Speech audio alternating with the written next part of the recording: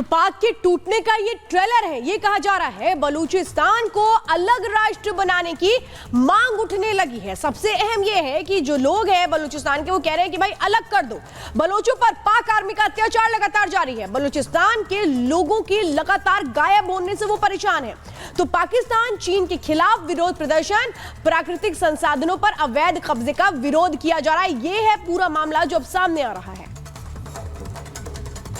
ये पाकिस्तान में आपने देखा कि वहाँ के जो सियासतदान हैं उनसे अपना देश नहीं संभल रहा, लेकिन यहाँ पर घुसपैठ कराई जाती है और हमारी सेना और लोगों पर हमला करते हैं। देखिए, सबसे बड़ी बात एक खबर सामने आ रही है। जम्मू कश्मीर के पूर्व डीजीपी ने दरअसल जम्मू में जो आतंकी हमले लगातार बढ़ रहे हैं उसको लेकर के एक बड़ा खुलासा हुआ, जिसको सुनकर के आप भी हैरान हो जाएंगे। खबर मिल रही है जो आतंकी घुसपैठ करते हैं, आतंकी आते हैं और हमला करते हैं, उनका आका पाकिस्तान तो है ही, लेकिन वहाँ की जो सेना है, जनरल है, वो मदद कर रहे हैं। कई सवाल यहाँ पर खड़े होते हैं, क्या उनकी तरफ से कहा गया है, क्या आरोप लगाए जा रहे हैं, इस रिपोर्ट को आप देखिए।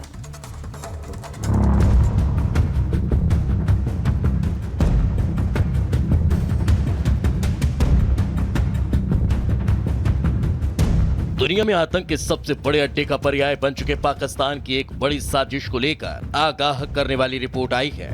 दावा किया जा रहा है कि पड़ोसी मुल्क पाकिस्तान की आतंक परस्त सेना आतंकियों के साथ मिलकर जम्मू कश्मीर में भारत के खिलाफ युद्ध छेड़ चुकी है।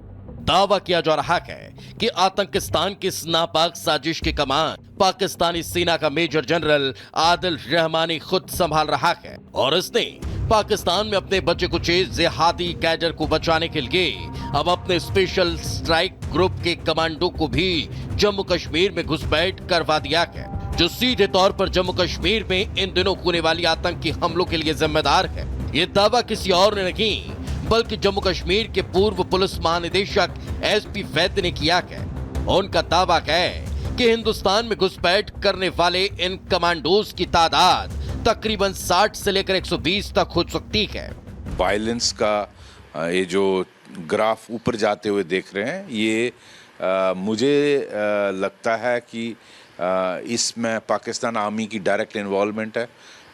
हमारी सोर्सेज की रिपोर्ट जो पाकिस्तान से एमिनेट कर रही है, उनके मुताबिक जो जीओसी है, एसएसजी के मेजर जनरल आदिल रहमानी, वो इस सारा ये जो जम्मू में हो रहा है इसको कोऑर्डिनेट कर रहा है और उसकी देख रेख में ये सारा कुछ हो रहा है। जम्मू कश्मीर के पूर्व महानिदेशक एसपी वैद्य के दावों के बाद जमीनी हालात टटोलें तो इससे कोई दो राय नहीं। इस साल 2023 के बाद अचानक जम्मू क्षेत्र में आतंकी घुसपैठ और आतंकी हमलों के मामलों में बढ़ोतरी हुई है।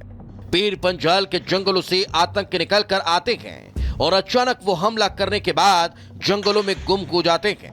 आतंकियों के हमला करने का स्टाइल देखें तो उनके गुरिल्ला जंग में पूरी तरह प्रशिक्षित होने का संकेत मिलता है, जो कहीं न कहीं एसपी वैद्य के दावों की पुष्टि करते नजर आते हैं। जिस प्रिसीजन के साथ वो अटैक करते हैं, ये एक मिलिट्री प्लानिंग के हिसाब से हो रहा है और उसके बाद जमीन के नीचे चले गए पता नहीं चलता है, कोई खबर नहीं आती है।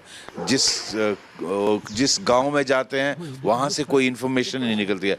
तो इसमें रिपोर्ट्स हम के मुताबिक SSG commandos regular Pakistan army के इन्वॉल्व हैं और ये पाकिस्तान आर्मी की डायरेक्ट इन्वॉल्वमेंट। जम्मू कश्मीर के चप्पे चप्पे से वाकिफ और वहां सालों तक आतंकी गतिविधियों पर करीब से नजर रखने वाले एसपी वैद्य की माने तो भारत के खिलाफ गुरिल्ला जंग छेड़ चुकी पाकिस्तानी सेना ने जम्मू को अशांत करने के लिए मेजर शाकिर जंजुआ को कथित तौर पर भारत के अंदर घुसपैठ करवाया है, जो इस वक्त पाकिस्तानी सेना, एसओजी और आतंकी नेटवर्क के साथ मिलकर जम्मू के करीबी जंगलों से ऑपरेट कर रहा है। लिहाजा वो ये मांग कर रहे हैं कि अब समय आ चुका है जब भारत को पाकिस्तान की इस गहरी साजिश का मुंहतोड़ जवाब देना चाहिए। इसको एक कोवर्ड वॉर में समझना चाहिए। ये एक नॉर्मल मिलिटेंसी नहीं है। कुछ लोग इसको मिलिटेंसी बोलते हैं, ऐसा कुछ नहीं है। ये पाकिस्तान की छेड़ी हुई जंग है, इसको जंग के तौर पर लेना चाहिए और भारत सरकार को उसी तर्ज पर इससे डील करना चाहिए।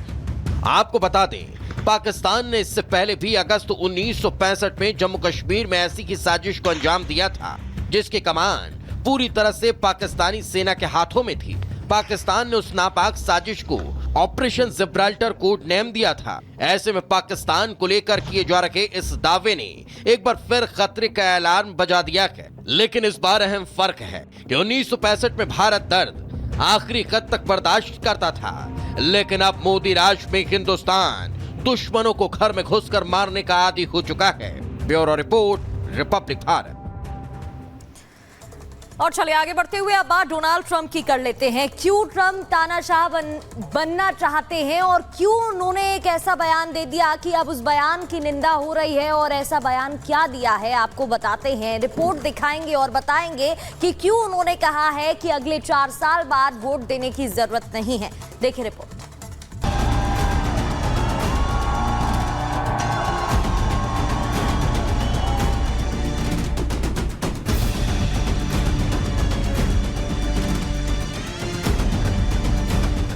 अमेरिका के राष्ट्रपति पद के चुनाव की तारीखें जैसे जैसे करीब आ रही है, वहां डेमोक्रेटिक और रिपब्लिकन पार्टी के बीच मुकाबला दिलचस्प होता जा रहा है।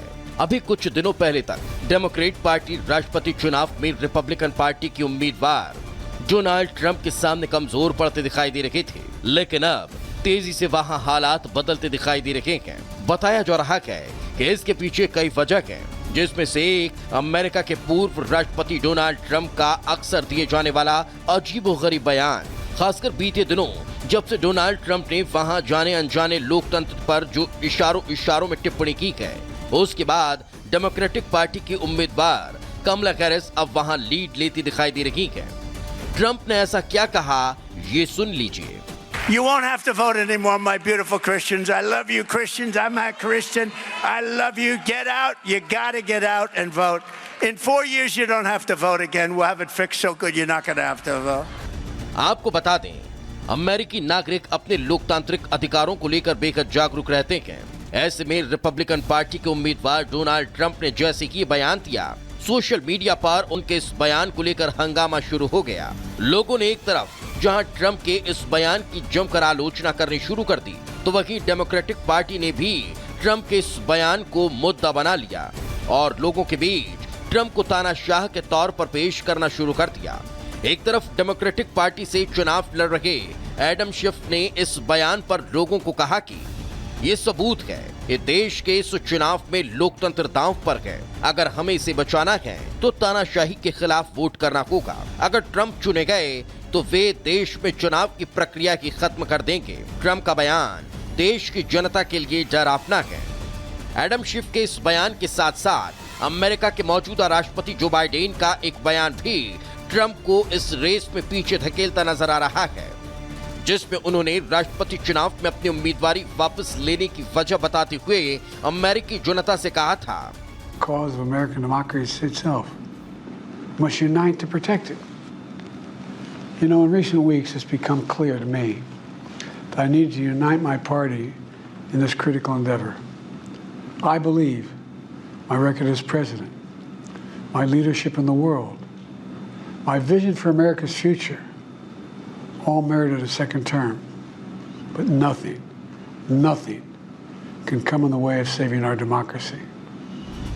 डोनाल्ड ट्रंप की सबसे बड़ी मुसीबत यह है कि वो आए दिन कुछ न कुछ ऐसा बयान देते रहते हैं जो विपक्ष के लिए हथियार के तौर पर साबित होता है।